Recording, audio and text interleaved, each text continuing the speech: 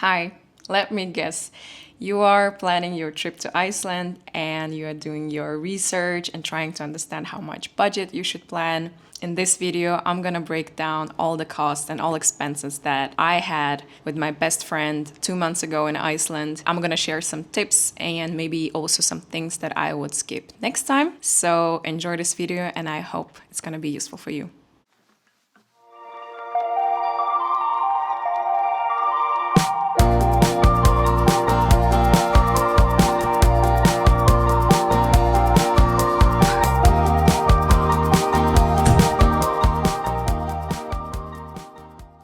Before we start, I would like to give you a background to my own experience. My best friend and I, we spent 10 days in Iceland.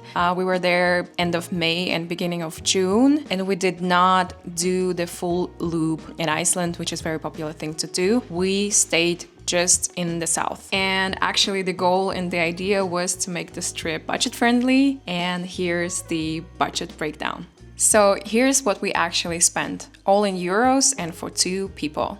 This breakdown includes flights, car rental plus the insurance, fuel, parking, campsites for 9 nights, of course groceries, eating out and coffee to go, hot springs, a total calculation of the whole trip.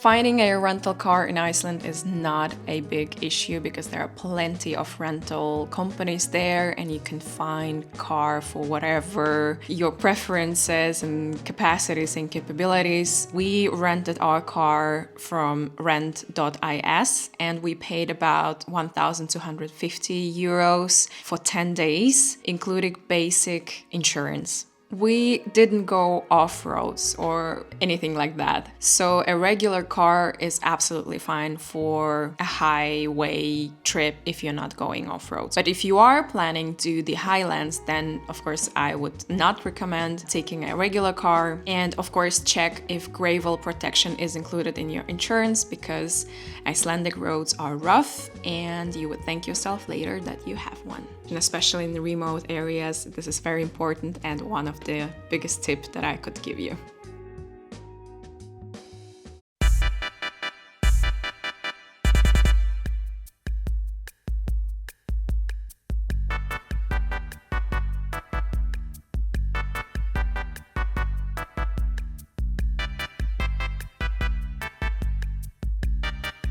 So our camp rent included everything you needed for cooking. A cooking stove, cookware, mugs, basically everything you need. We did our groceries at Bonus and Kronan, the cheapest supermarket chains in Iceland, and they were actually pretty good.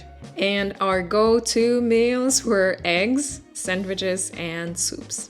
And I must say, we probably have saved 200 euros per person every single time we cooked and skipped those expensive restaurants. So basically just not by eating out. We did eat out though a couple of times, so you have to plan at least 30 or 40 euros per person. And of course, depending on where you eat, it could be more. I will not surprise anyone here if I tell you that you need to take a lot of warm clothes to Iceland, even in summer. But here are some essentials that will make your trip smoother. So let's start with must-haves. Waterproof jacket, waterproof overpants, and of course waterproof shoes. Waterproof, waterproof, waterproof, waterproof. Waterproof.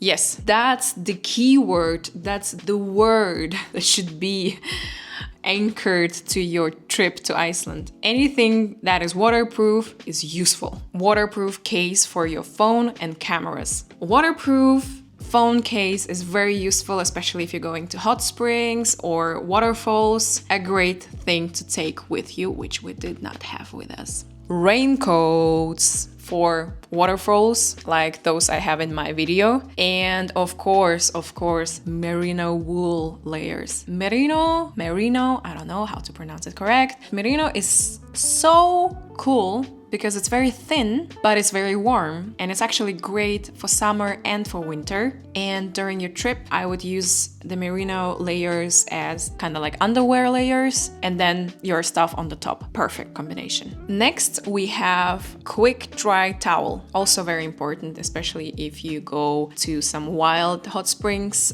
for a swim. You need your stuff to be dry very quickly.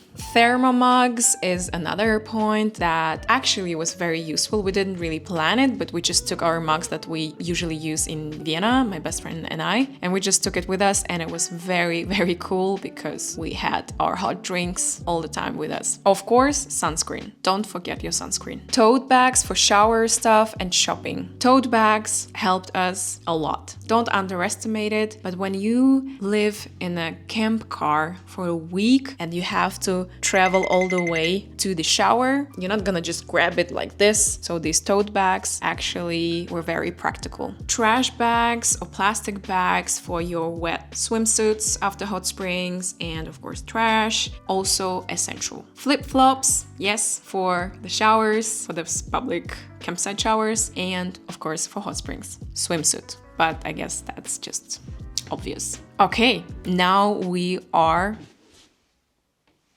it became so dark because it's raining the whole day. Sorry for all the light situation changing in my video, but the weather in Vienna is not happy. Now we are at the skip it part. What you should skip: sleeping bags. If you're fine sleeping in the rental ones, which most probably will come with the car, they are just by default already in the car. If you're fine with that, then skip those sleeping bags. But if you're not, then take yours. We did bring our own sleeping bags. They were very thin. There was this kind of like summer ones. So we did sleep in our own, but there was a couple of nights where it was very cold, and actually we were sleeping in our sleeping bag and in the rental one. So you never know. Yeah, and this is my favorite. Fancy outfits. Seriously, forget about them. You don't need them anywhere. And actually, I heard that Icelandic people don't really like that. In this high tourist season, people are just running around in their Patagonia jackets and very sporty outfits. Yeah, I know that may be super beautiful, but it's practical, and actually you are mostly in the wild, so nobody would need those fancy outfits. In my opinion, you also don't need any power banks because you can charge everything in your car. We did not have any single moment where we could not charge something or we needed a socket or a power bank. So everything was charged in the car, including all cameras, the drones, stuff like that. So think about it. Too many snacks from home. Yes, try to skip that too. Because we did, and we brought some back. I hope you can hear because it's raining quite loud. Anyways, heavy hiking boots. Yes, you don't need those unless you're planning some glacier trekking. Then I don't have any questions to you guys. If you're just planning some basic hiking, you don't need really super heavy shoes. Oh, and this is my favorite. A drone. Yes. Because you are not allowed to fly everywhere. It's banned in most of these popular sightseeing places. It's not allowed to fly. Some people do, ignoring, I guess, those rules. You cannot use it as much as you're probably planning, unless you are a professional and have a permission, of course. If you're planning to fly a light drone, by light I mean up to 250 grams, then you have to register on the Icelandic Transport Authority website. I will put the link in the description. And please make yourself familiar with all the general rules of flying a drone in Iceland. Do it on the legit sources, please, and respect it. And remember, travel light, travel smart. Bring extra layers. Icelandic summer is very unpredictable. Start your day early to avoid those tourist crowds. If you are arriving to the spot earlier than them, then you got to take great photos and videos without this mayhem. Plan fuel stops in advance every single time you see a tank station, especially if you have heating in your car. Our car had a heating system which required a half full tank. To make sure that we don't freeze in the night, we always tanked every single time we saw a gas station. Most of the sightseeing things in Iceland are for free, but some of the attractions are not for free.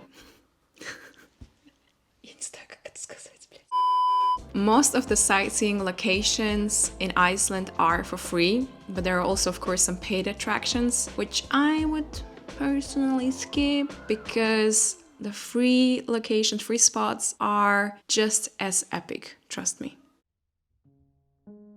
Iceland is the most beautiful country I've ever seen. And you can do it on the budget without missing out, I promise.